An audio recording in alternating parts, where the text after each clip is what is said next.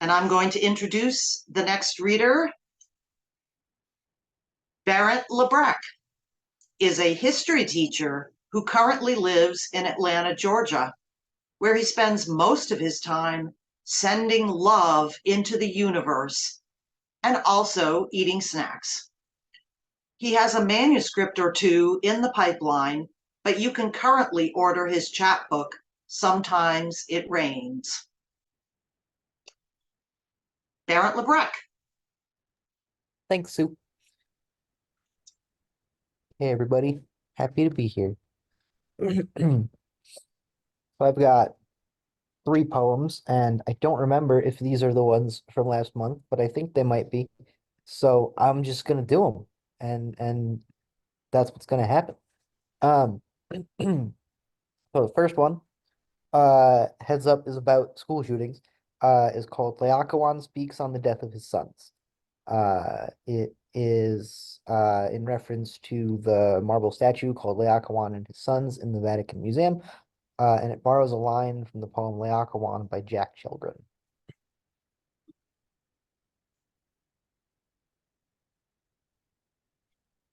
Of course, I die too. That's what the gods wanted, right? Said not to trust the Greeks.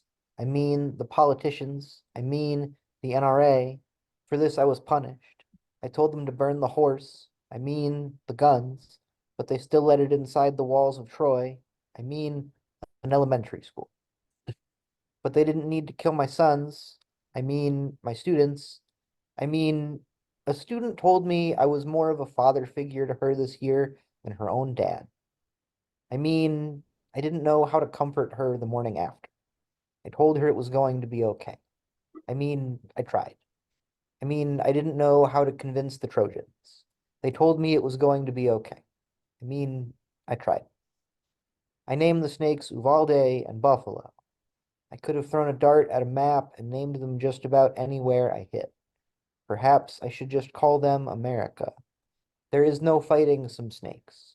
I mean guns. I mean gods. I mean spineless legislators that bow before their altar. I mean the numbness. I have not been terrified of dying in a long time, but I am terrified of how numb I am to the idea of dying, to the idea of school shootings, to the idea of nothing changing in a decade or longer, since Newtown, since Columbine, since the fall of Troy. A statue shows us frozen in agony, straining to escape our fate. I mean our classroom. Crafted in marble, I mean flesh and blood. I mean the kind of statue where the torment has no redemptive power or reward.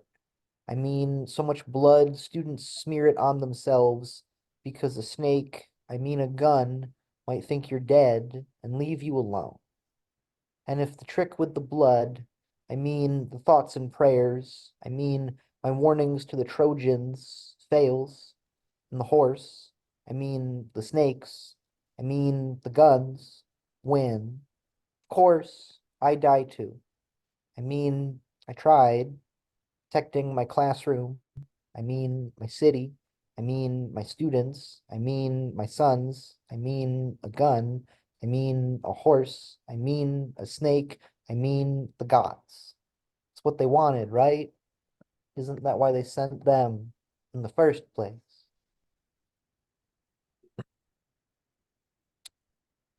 All right, so that was the first one. This one a little lighter, but still vaguely historical in theme. Um, in which the writer goes to the Canadian War Museum and cries for a country that is not his.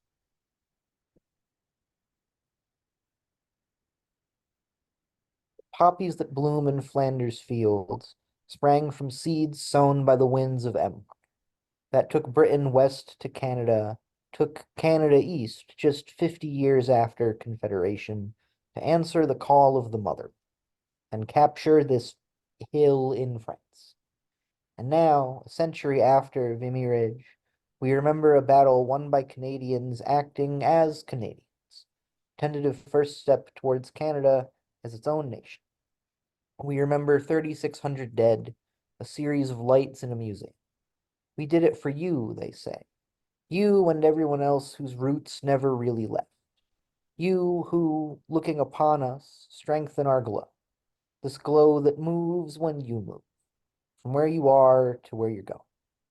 Guides, keeps watch. As you pass the lights, notice how your presence makes them shine brighter.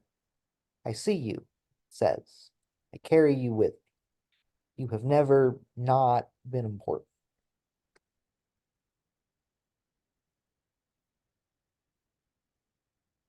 All right.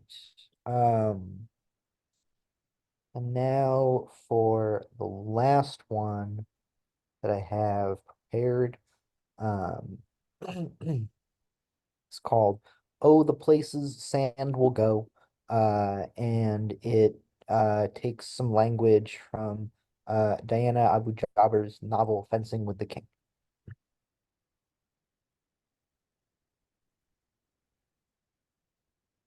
What is a home?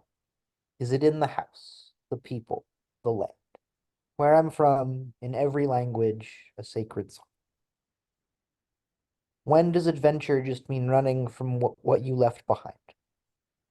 You were always meant to be happy, the little boy who sat alone, smiling in a beam of sun.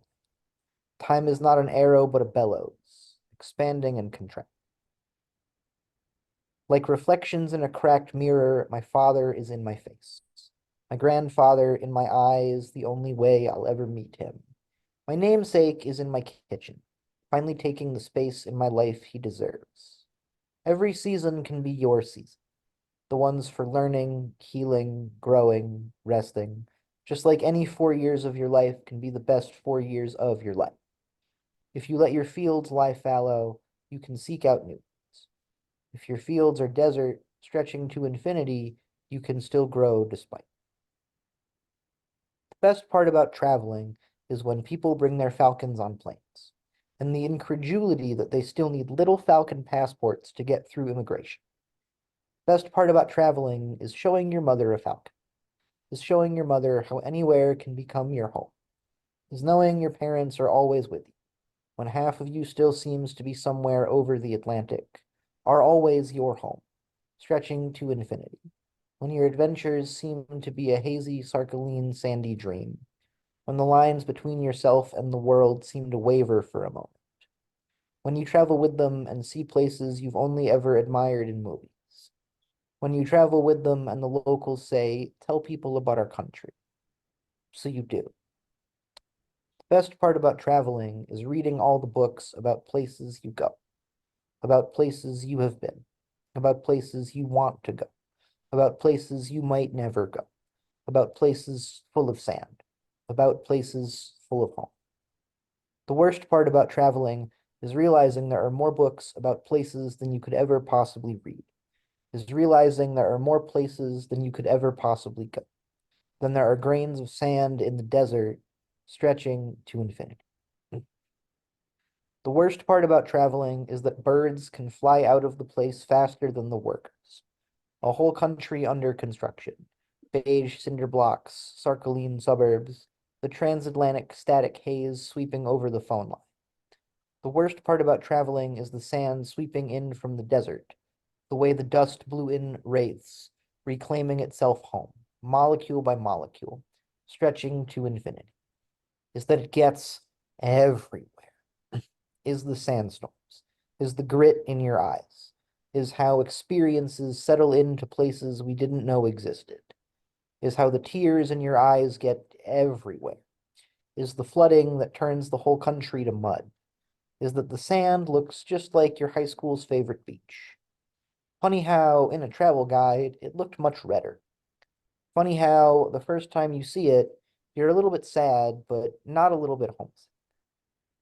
Best part about traveling is finding redder sand, even if it's not where you expect. Is appreciating beaches you never liked at home from far away. Is realizing we are living in remarkable days. Is camping in the desert with your new friends. Is hearing the call to prayer and weeping when you first come home. Any of them. Is finding and appreciating home. All of them. is stretching to infinity, inshallah. The world is small, full of sand. The world is big and full of home. Thanks.